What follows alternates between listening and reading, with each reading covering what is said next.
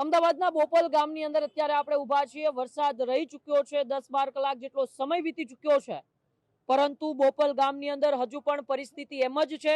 ઘરની અંદર પાણી ઘૂસી ચૂક્યા છે, ગોઠણ સમા પાણી છે। લોકો હજુ પણ પાણીની અંદર એ ઘરની અંદર કેદ થઈને બેઠા છે। આપણે અહીં જે રહીશો રહે છે તેમની સાથે પણ વાતચીત કરવાનો પ્રયત્ન કરીશું। કેવી પરિસ્થિતિ છે છેલ્લા 24 કલાકથી? છેલ્લા 2-3 દિવસથી એવી પરિસ્થિતિ છે કે અંદર જમવાનું, અનાજ, ઘરઘંટી, ફ્રીજ, તળાવનું બધું પાણી ઘરમાં ઘૂસી ગયું છે અને નાહવા ધોવાની તકલીફ પડે। છોકરા નાના પપ્પાના કમરમાં તકલીફ, ઊંચા કરીને ઉપર લઈ ગયા અમે, તો બહુ તકલીફ પડી રહી છે।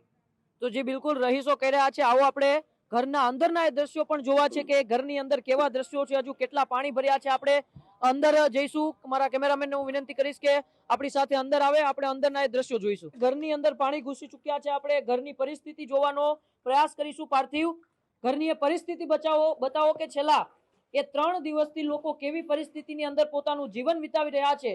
ન તો તંત્ર મદદે આવી રહ્યું છે, ન તો નેતાઓ મદદે આવી રહ્યા છે। ફક્ત ને ફક્ત જ્યારે ચૂંટણીઓ આવે છે ત્યારે વાતો અને વાયદાઓ કરવામાં આવે છે। આ પરિસ્થિતિ જુઓ, ઘરની અંદર એ પાણી ઘૂસી ચૂક્યું છે। લોકો આ પરિસ્થિતિની અંદર રહેવા મજબૂર બન્યા છે। ફ્રીજ, ટીવી સહિતના ઇલેક્ટ્રિક જે પણ સાધનો છે તે સાધનો પણ બગડી ચૂક્યા છે। તેમ છતાંય લોકો પોતાનું જીવન આમાં ગુજારી રહ્યા છે, કારણ કે તેમની મજબૂરી છે કે છેલ્લા 3 દિવસથી અહીં પાણી નથી ઓસરતા। આપણી સાથે એ સ્થાનિક છે, તેમની સાથે વાત કરીશું। બેન, છેલ્લા કેટલા દિવસથી આવી પરિસ્થિતિ છે? કોઈ તમારી મદદે આવ્યું છે? કોઈ આવ્યું નહીં, 3 દાડા ઓમ હો પે પાણી હડતું જ નહીં। આ 2 દાડા ના હાથ ધોયો નહીં કોઈ। તમે તંત્રને કોઈ રજૂઆત કરેલી, કોઈ અધિકારીઓને ફોન કરેલા કે અમારા ઘરમાં પાણી છે તો પાણીનો નિકાલ કરો? નહીં, જોઈ જાય જતા રહ્યા અહીં। પેલા શું કહેવાય, ભૂપેન્દ્ર પટેલ આઈને જતા રહે, એમને હગોનો જો જોઈ। તો જે રીતે અત્યારે લોકોનો આક્રોશ છે અને આક્રોશની સાથે તેમની વેદના પણ દેખાઈ રહી છે। જમવાનું ન બનાવી શકે તેવી પરિસ્થિતિ અત્યારે બોપલની અંદર ઘરોમાં થઈ ગઈ છે। આપ જોઈ શકો છો, ઘરની અંદર પાણી છે તે ભરાઈ ચૂક્યા છે। ફ્રીજ જેવા જે ઉપકરણ છે એ ઉપકરણ પણ અત્યારે બગડી ચૂક્યા છે। લોકોને નુકસાની છે, તેમ છતાં લોકો આવી પરિસ્થિતિની અંદર એ જીવવા છે, રહેવા છે તે મજબૂર બન્યા છે। ન તો તંત્ર મદદે આવી રહ્યું છે, ન તો કોઈ અધિકારીઓ મદદે આવી રહ્યા છે। તેમ છતાંય લોકો પોતાની હિંમત નથી હાર્યા। લોકો આવી પરિસ્થિતિમાં પણ એ પોતાનું જીવન એ જીવી રહ્યા છે। આ બીજા એક સ્થાનિકના ઘરની અંદર છીએ, ત્યાં પણ ગોઠણ સમા પાણી અત્યારે ભરાઈ ચૂક્યા છે। ઘર વખરીનો સામાન છે તે લોકોએ ઉપર ચડાવીને રાખ્યો છે કે જે પણ સામાન બચી જાય તે બચી જાય, તો આપણે થોડો ઘણો આવનારા 2-3 દિવસ છે તે હાલાકીનો સામનો ન કરવો પડે। ઘરમાં માંદગી છે, દર્દી હોવા છતાં પણ આ પરિસ્થિતિમાં લોકો જીવી રહ્યા છે। આપ જોઈ રહ્યા છો, ગોઠણ સમા પાણી છે તે આ ઘરની અંદર ઘૂસી ચૂક્યા છે। આપ જોઈ રહ્યા છો કે લોકો આવી જે સ્થિતિ છે તે સ્થિતિમાં જીવવા માટે મજબૂર બન્યા છે। કેટલા દિવસથી આ પાણી છે અને કોઈ તમારી મદદે આવ્યું છે કે નહીં? કોઈ જ નહીં। કેટલા 36 કલાકથી વરસાદ પડ્યો જી, ત્યાંનું કોઈ જોવા અંદર આવ્યું નથી। પાણી તો અંદર ભરાઈ ગયું ફૂલ, પલંગ પલળી ગયા, ગોદડા પલળી ગયા, ટીવી તો બાકી, પણ અંદર જે ફ્રીજ છે, ઘરઘંટી છે, જમવાની વ્યવસ્થાનો પેલું આપી જાય તે જમીએ છીએ અમે। અને બીજું કે જે અનાજ ને એ બધું હતું એ બધું પલળી ગયું છે। પપ્પાને તકલીફ છે કમરની, તો ઊંચા કરીને અમે ઉપર લઈ ગયા।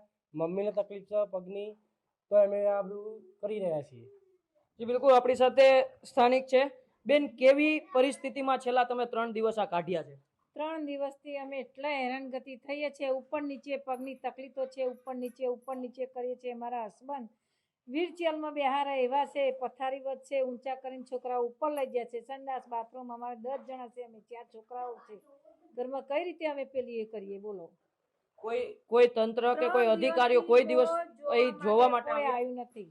3 દિવસથી અમારી કેર હમું પાણી હતું, પણ કોઈ પૂછવા કે જોવા માટે કોઈ આવી નથી। આ ઘરની કેવી હાલત છે બેન? હમણાં જ મેયર અહીંથી ગયા, મેયર પણ તમારી અહીં મુલાકાતે આવ્યા છે કે નથી આવ્યા? કોઈ જ નથી આવ્યા।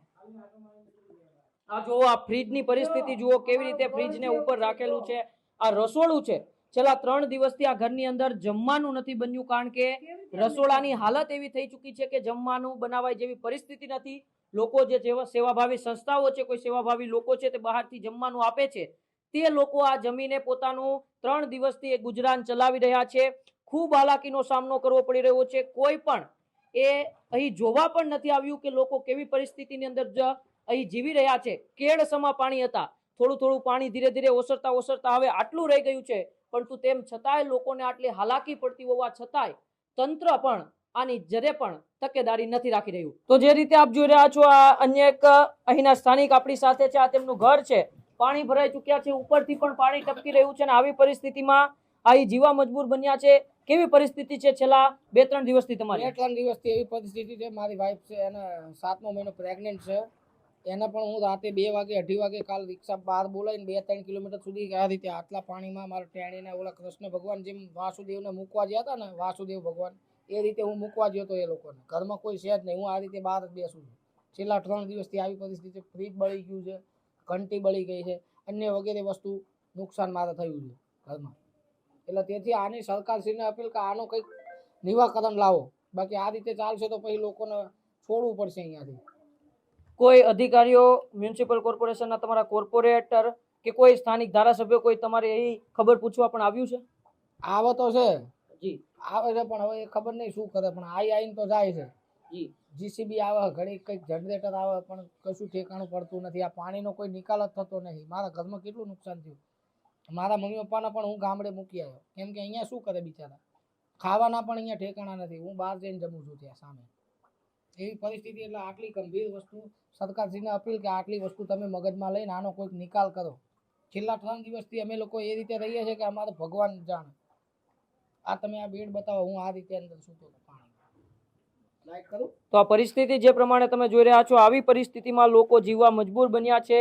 સરકારશ્રીને સતત તેઓ અપીલ કરી રહ્યા છે કે જલ્દીથી જલ્દી આ પરિસ્થિતિમાંથી અમને બહાર કાઢો.